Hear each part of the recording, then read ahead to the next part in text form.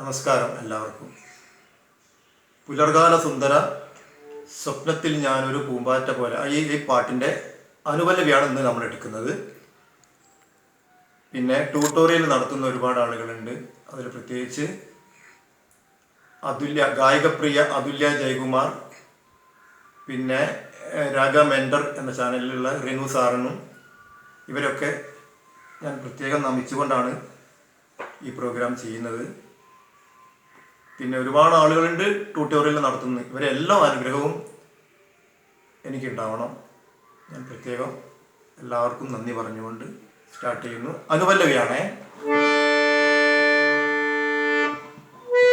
നീരദ ശ്യാമള ദപ ഗ ഗ പ പ പ നീരദ ദപ ഗ ഗ നീരദ ദപ ഗ ഗ ശ്യാമള ഗ പ പ പ ശ്യാമള അടി കഴിഞ്ഞിരിക്കൂ.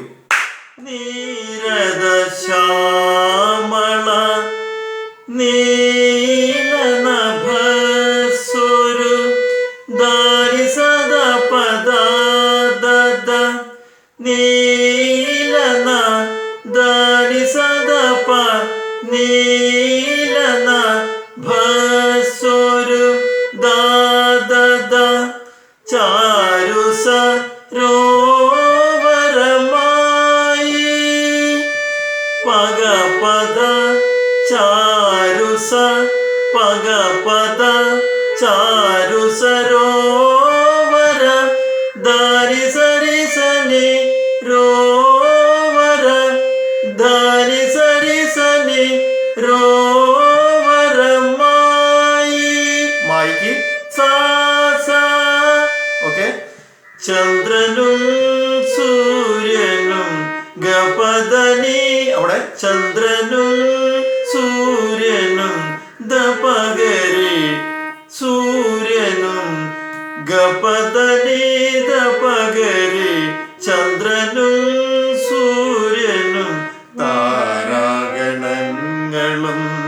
ദപധാനി നിരിരി താരാഗ ദപധാനി അവിടെ താരാഗണങ്ങളും നങ്ങളും നിരിരി നങ്ങളും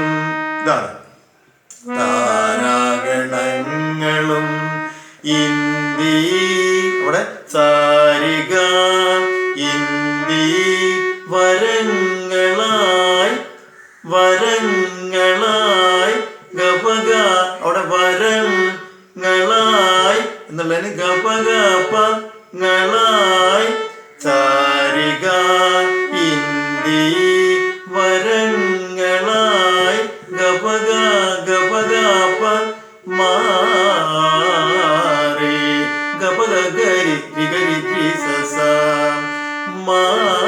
മാറി മാ അവിടെ ഗപഗ ഗരി ആ രി ഗരി രി സ സ